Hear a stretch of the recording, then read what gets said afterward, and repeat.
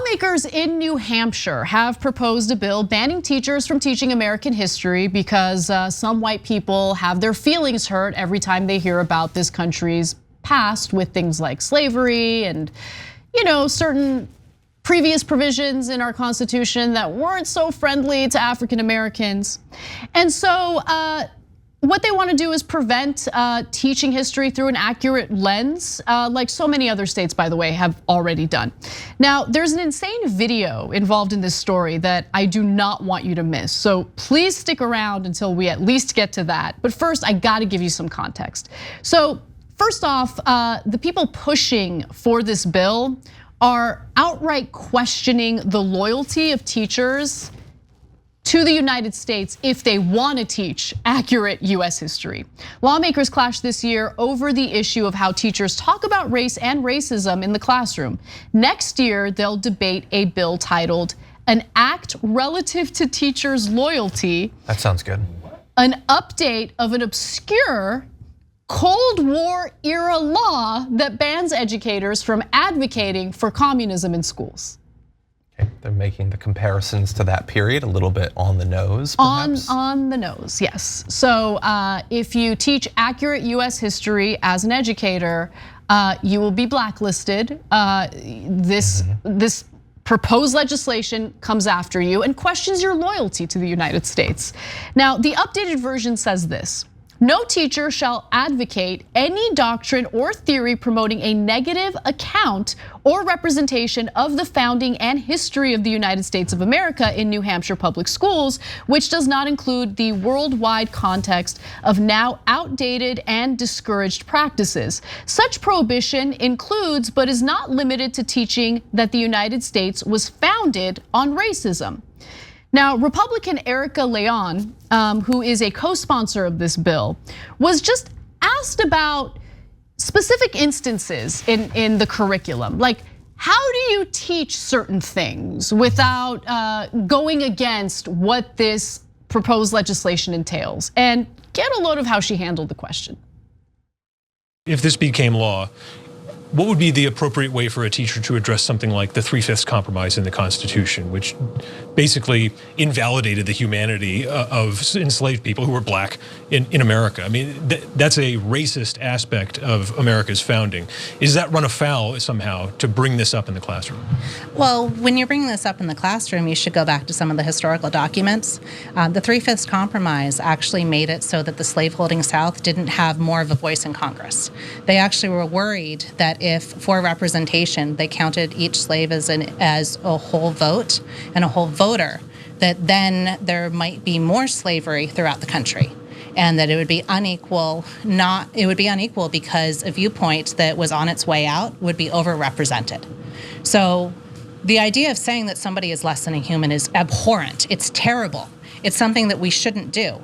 They were trying to figure out how to have a representative democracy without having a toxic view take hold and overwhelm the rest of this new forming country. I mean, it was meant to help the slaves, duh. You know, basically treat African Americans as if they're 3/5 human to help them. Okay, it's complete BS, of course, which I'll explain in a second, but John. Yeah, there's also the cloak of, but don't worry about it. It was on its way out, and we're like totally moving on. Everybody was like, like totally didn't care about that anymore and didn't want slavery. That's why you need to lighten up. You're acting as if it was sort of baked into our DNA, but we were moving on. I mean, we'd only had hundreds of years of slavery and then decades under the United States of slavery. And under the example I'm giving, which is BS in a lot of different ways, but let's pretend that it's true. There are multiple states that are desperately trying to have more slavery, but we're supposed to believe that her explanation is a demonstration of how America had already long moved on from slavery, even though an entire region of the country was desperately trying to create more slaveholding states. Yep.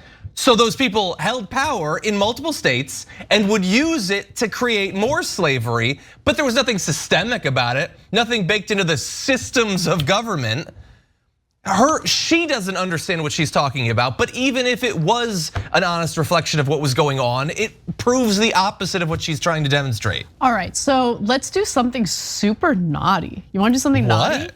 All right, let's teach a little history that's banned in some of these red states. We're gonna be locked up. Woo, we're baddies. We're baddies. All right. You and your free speech and your facts. So let's talk about the history of the 3/5 compromise. What is it? Where did it come from? Well, in 1787, the Constitutional Convention then addressed the appointment in the House of Representatives and the number of electoral votes each state would have in presidential elections based on a state's population, right? This is where the awful electoral system is kind of like being set up, and they're deciding on how much representation each state should have based on its population. So that's when the issue of non-voting African American slaves come up, right? And I say they're non-voting because they're not allowed to vote. And so what happens here? They had to determine the count of the slave population, again, which was considered legal property, so they couldn't vote. Part of what she says in that video, there's like a tiny, tiny sliver of truth, okay? So the North did worry a little bit that counting a slave as a whole person would give the South too much power. Now, but it puts states that permitted slavery in the position of arguing that enslaved people should count for more than 3/5 because they wanted the representation that came with that, albeit without letting enslaved people be free or actually vote for that representation. States that did not permit slavery argued for less because they feared such representation would make the South too powerful, okay? The compromise eventually landed on 3/5. It is inhumane, it is disgusting, it is a dark- It's anti-democratic, clearly. Exactly, it is a dark part of our history, but it happened. It is part of our history that absolutely should be taught. But that doesn't mean the law was some milestone in abolishing slavery. She made it seem like it was a milestone in abolishing slavery, which makes it so abhorrent. Now, generally speaking, historians do not count this as anything amounting to anti-slavery.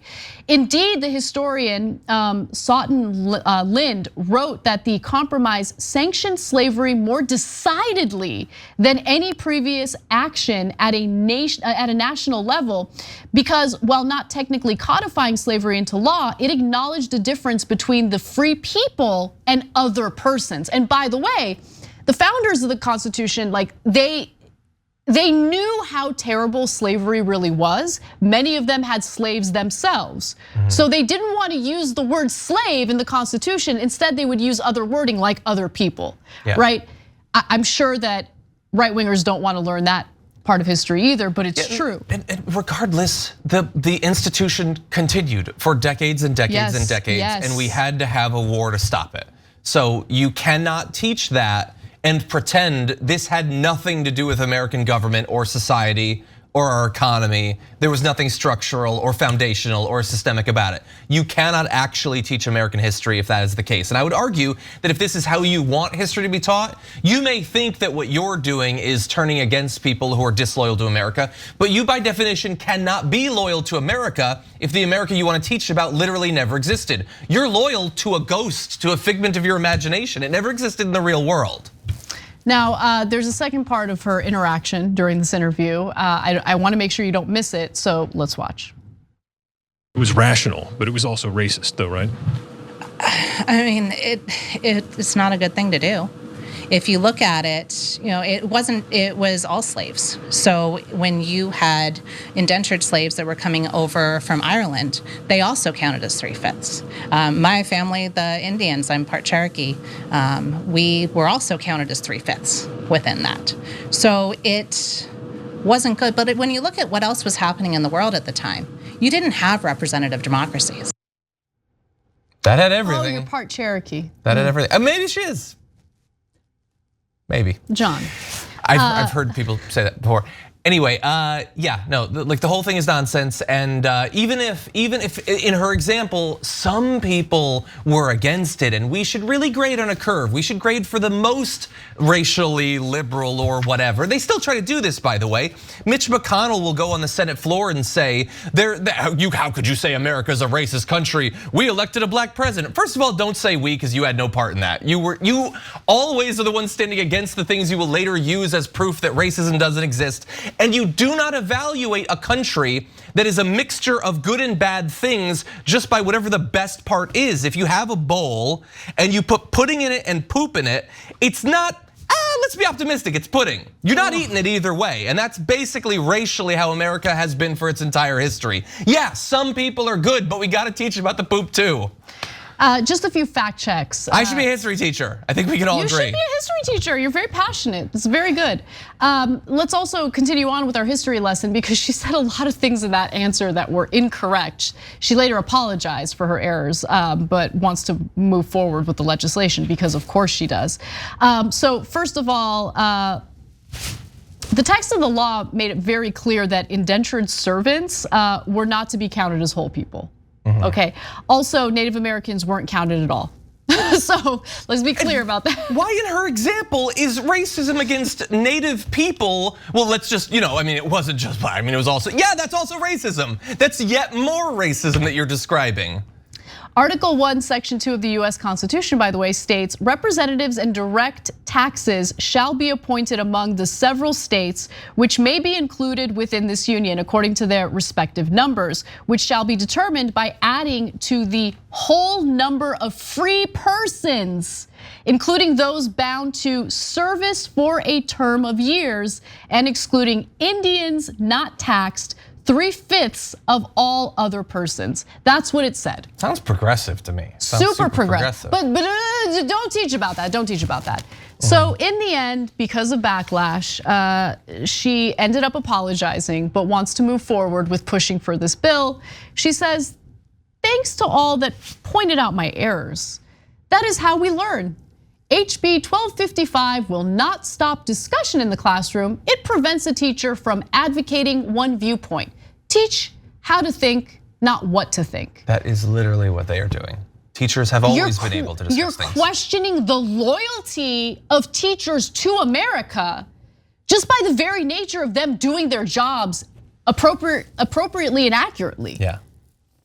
Like, spare me the BS spin. No one's buying it. And look, is it any shocker that the people pushing for the erasure of our history, of our story, are complete morons when it comes to our history? And don't understand it. And well, maybe they don't have time to actually learn it because they're spending all their time talking about how the left is too censorious and wants cancel culture. They're too busy, nursing their hurt feelings and using this as part of their manufactured culture war to distract voters, really. I mean, there's a hateful element to it, there's no question about that. There are definitely people in this country who do get their feelings hurt just by the very nature of what our real history is. But at the end of the day, the reason why politicians are like laser focused on this issue is because it makes it appear as though they're representing the best interests of their constituents while doing absolutely nothing to improve their lives. That's what this is really about. They're disgusting human beings. They have really no right, in my opinion, to be in these positions of power. Agreed. Hey everyone, as you all know, coronavirus has been pretty devastating for people's personal finances. The inaction in Congress or the very little relief that was provided by Congress, unfortunately didn't do much to help small businesses that were really, really hurt by being forced to shut down in order to slow the spread of coronavirus. There are 100,000 small businesses that have been closed since the pandemic began. Some of you might feel helpless, but luckily there's this wonderful initiative known as the COVID Rescue Fund. So all you need to do is go to covidrescuefund.org and you'll learn more about how you can donate or how you can vote and promote your favorite small business. And really the whole point here is to offer generous grants to help these small businesses. The COVID Rescue Fund crowdsources up to $100,000 for each individual grant. So we're not talking about a small amount of money. I've seen small businesses in my community shut down, and these are small businesses where I had relationships with the owners, and to watch them lose everything that they've worked so hard for has been absolutely heartbreaking. I really wanted to do something then, and I'm happy to see that there's an initiative that could help people get involved now. Go to covidrescuefund.org and donate. Let's come together and bring back as many small businesses as possible.